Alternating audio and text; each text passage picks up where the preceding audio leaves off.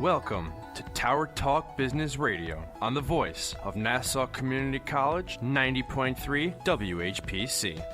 Tower Talk Business Radio brings you conversations with the top business minds on Long Island and around the nation, including expert consultants and small business owners who have found success, but are also willing to share their top tips, failures, and give gritty, matter-of-fact advice based on their first-hand experience. And now, let's get down to business with Tower Talk Business Radio, powered by the Nassau Community College Foundation. Hello and welcome to Tower Talk Business Radio, powered by the Nassau Community College Foundation. My name is Ray Schwetz, AVP of Nefcu Business Banking, along with Denisha Boston Hill, CEO, Keeper of the Brand, Marketing and Digital Agency. And we're focused on being the premier resource for business and entrepreneurship. Ray and I bring you weekly business advice, tips, tools, and services that help you grow your business. Plus, we interview the coolest and top business leaders in the industry. So, Ray, Another day, another dollar. Yes. But I'll tell you, my week is oh so crazy and oh so interesting because I go from marketing to planning events and producing events to, sitting back at home being a mompreneur, watching my husband and my son watch everything from Monday Night Raw to just every wrestling event you can imagine. You like mompreneur, right? That's I can't take totally credit for that.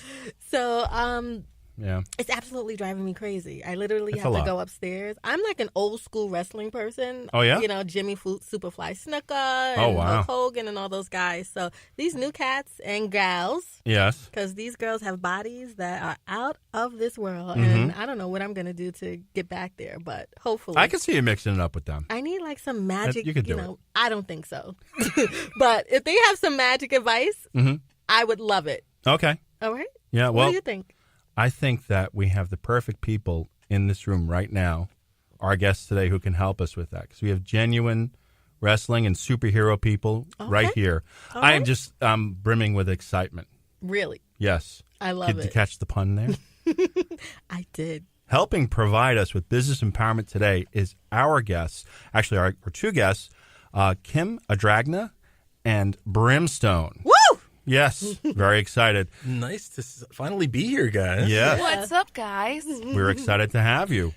Now, Brimstone has enjoyed a vast career as an entertainment expert and spanning an impressive 30 years as a professional wrestler, actor, author, voice actor, food critic, philanthropist, animation and video game hero. The list just goes on. And he has very notable appearances, in WWF Superstars, MTV's TRL, Ricky Lake Show, The Peter Mayhew Story, as well as countless appearances on national and local affiliates. He's been in horror movies, comic books, food licenses. He's done it all.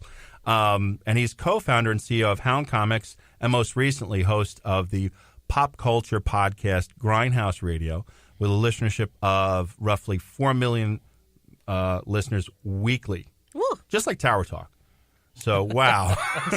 And we're joined also today with Kim Adragna, who I've dubbed the Dragon Lady. Thanks. I love it. She's awesome. And she's had a professional career in the entertainment industry, including titles as on-air radio personality, entertainer, actress, model, singer, songwriter, videographer, editor, voiceover actress, writer, producer, and brand influencer. Whew. So She's done it all. I feel like I'm just underachiever right now. Superheroes over here. We are so happy to have both of you here. Thank you so much for joining us. We're glad to be here, guys. Love it. It's an honor and a privilege to be sitting in this seat again. What do you call it? I used to go to college here at Nassau Community College, and I spent a lot of time down here at 90.3 WHPC. So, being able to come back and hang out with you guys is an honor and a privilege. And, of course, Ray and I have known each other for many years now. Yeah. So anytime that we can hook up with old friends, man, it's always a cool time. Yes. Love it. That's what it's all about, right? And everyone who's listening has to just excuse the fact that we're just going to geek out like crazy. Let's do it. It's all good. I'm ready for it. You ready? It's time for it. I think so. Now, Brim, I want you to just tell us a little bit. I was surprised. I didn't know that you were a child actor before. Yeah. Starting out in things like Sesame Street and Romper Room. Yeah. Got any cool stories for us? Well, again, yeah. I started out young. I was probably about 5 or 6 when I started, and I was on Sesame Street, as you said, in Romper Room. One of the really cool things that I remember, I don't know if it's necessarily cool or scary, is, I was, after we had already done our filming and on Sesame Street, and I was standing with my mother, who passed away earlier this year, rest in peace, Mom, and the Big Bird came walking towards us, and when you're little, especially towering, talking about 7 feet tall with the costume and everything, and he came over and he was talking to my mom, and all of a sudden, some people came over and they literally lifted the top of Big Bird off. And there was the man inside. Oh, no. And, still talking like Big Bird, sitting speaking to my mother. And I was freaked out. And after they finished talking, he starts walking away. And I'm giving you the abridged version. And he starts walking away. And I'm looking up in the rafters. And there's Snuffleupagus up in the rafters. I go, oh, my God, they killed Snuffy. Oh, jeez.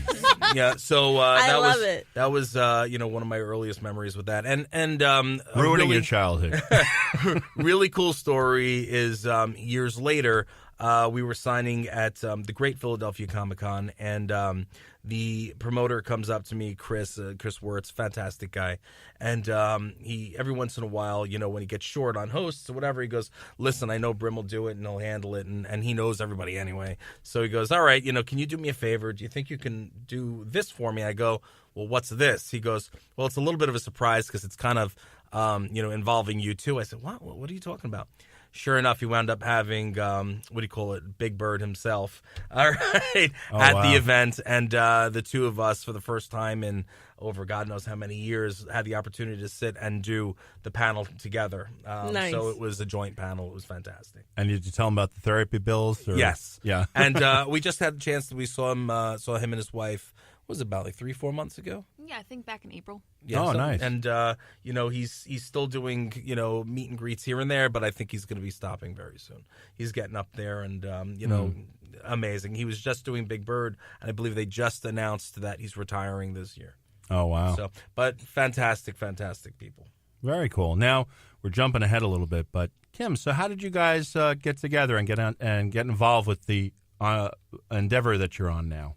It's actually really funny. So I originally interned for Brim. So one of our co-hosts, who's not here right now, we both interned for him. So he knew that at Farmingdale State, I started a radio station there as vice president, honor personality, all of that. And so he's like, okay, let's see what happens, knowing that we had a background. So here we are with one microphone on a table, no soundproofing, nothing. And now years later, we're all successful and we're loving it. So that's basically how I started. I started at Farmingdale State, interned for Brim, and now we're here. That's Very cool. cool. Yeah, I love it, though. That's cool. Now, what drew you to wrestling? I've been in entertainment, as you know, for a very long time, and when I was all through growing up, I always watched, and I thought it was a fantastic thing to in terms of physicality and stories and so forth, and just the characters are larger than life. And I was in music for a very long time, and I wound up getting sick of being in a 5-way marriage, and because that's pretty much what it is. It's hard enough to keep one marriage together, nonetheless, 5 of them, and not everybody necessarily has the same, views and goals that you have. So I decided, why not check out professional wrestling? And I had worked at the Long Island Voice, which was the sister version of the Village Voice, right. Which was here, for a few years on Long Island. And they knew that I was, even though I was in sales and marketing, they said, we know you're interested in photography and this, that, and the next thing. Well, Bill Jensen, which is one of the writers from back then, he was a sports writer, he's going to do this convention. And they're going to be a lot of the boys from wrestling there. Figure you might want to go, and maybe you could take some pictures for us. We can't get a photographer for that day. So I said, sure, why not? I'll go. I'll check it out. And I wound up meeting people that years later are now friends of mine, like the Iron Sheik, who looks at me. He goes, "You look like you could be a wrestler," And I was like, "Oh, well, thank you very much." I mean, I was a lot smaller and better looking at the time, but I was like, "Well, thank you." And him and I started talking a little bit, and Snapshot, Eric Sims, which is his longtime manager, looks at me and he says, let's talk, and starts talking, throwing money around. And I'm like, hold on there, brother. You know what? Let's wait up for a second. Let me think about this. And overhearing all of this conversation was legendary worker Bret the Hitman Hart. And he had heard it all, and he pulled me to the side, and he says, look, if you're really interested in getting involved, here's my email address, and keep back and forth. Those are the AOL days, you know. Yeah. So we went back and forth, you know, a bunch of times. I found a school in Queens, New York, called the Doghouse, which was just opening. Years later, the guys from there, I mean, so many superstars came out of there. Low Key, Homicide, from TNA and WWE and so forth. And I mean, the list goes on. So, you know, I wound up going to that school, and, you know, I asked him before I went, you know, this is where I'm thinking of going. He said, this is what to look out for. Everything seemed kosher. And, you know, over 20 years later, Brimstone stands in front of you, and, you know, a better man from it. So, hey. You are listening to Tower Talk Business Radio on the voice of Nassau Community College, 90.3 WHPC. I'm Ray Schwetz, along with Denisha Boston Hill, and our guests today are Kim Adragna and Brimstone. So now you go from wrestling to the convention circuit and everything. How did you wind up getting into some of the other more entrepreneurial and expanding your career type of endeavors?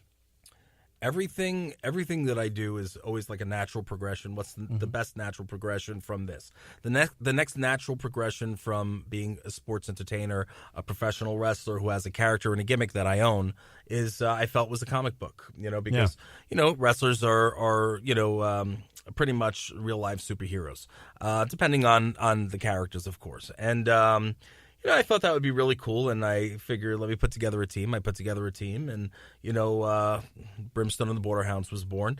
And Hound Comics kind of happened as an accident, where friends of mine, Peter and Angie Mayhew. Peter Mayhew, if you don't know, is Chewbacca from Star Wars. If you don't know and you're listening to this program, you have some issues.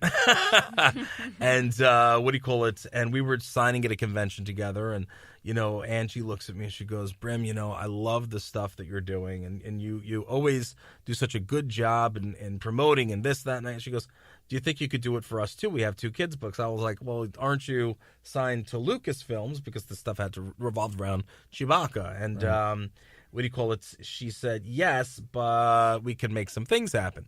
So I was like, okay, well, I guess I could do it for you. And what happened was I wound up getting a letter from Lucasfilms. George Lucas had given us permission to do the books without doing any residuals to Lucasfilm. Nice. So for the Chewbacca character. So we had an amazing opportunity with that. So at that point, we said, well, we guess it's time to incorporate and build it into a business. And that's what I did. And, you know, years later, obviously the next natural progression, video games and this and that and the next thing.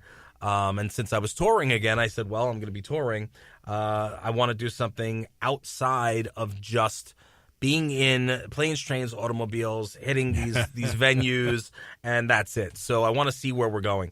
Hence, Food Hound Tidbits started, and I started doing food reviews for 3 seasons. What's the next natural progression from there? My own line of sauces and seasonings, and all award-winning. Which and, were delicious, by the way. Yes, thank you. Where are they? Like, come on, guys. You have to share next time. Samples next yes, time. What do you call it? Coffee line, chocolate bars, the whole 9 yards. And the cool thing that I always thought was important was to kind of keep everything kind of wrapped in a vicious circle. And then I pretty much put everything that I was doing outside of the comic book inside of the comic. So, you know, you can get a Grindhouse burger, you know, in real life, but you can also see it in the comic and so forth, or Sweet Heat Treat, you know, wings and all that jazz. It's kind of like Pulp Fiction with the Kahuna burger, right? Yeah. Kahuna burger.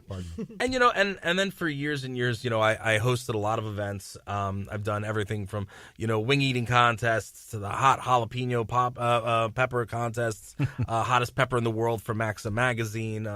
You know, and the list goes on. And I always wanted to do like a radio series because I'm always on the other side of the microphone. And, you know, when Kim and Steve, our other partner, kind of came in, and they had that that fire that I saw in them, and I said these two cats have got they've got talent and they're good people, and I came off of some bad relationships earlier. I'm not talking about my wife. I love my wife. I'm talking about business relationships, and it did take a while for us to become partners. But I felt the next natural progression was to do the radio show, and the Grindhouse Radio was born. We literally, knowing how I operate, and I could be a bit of a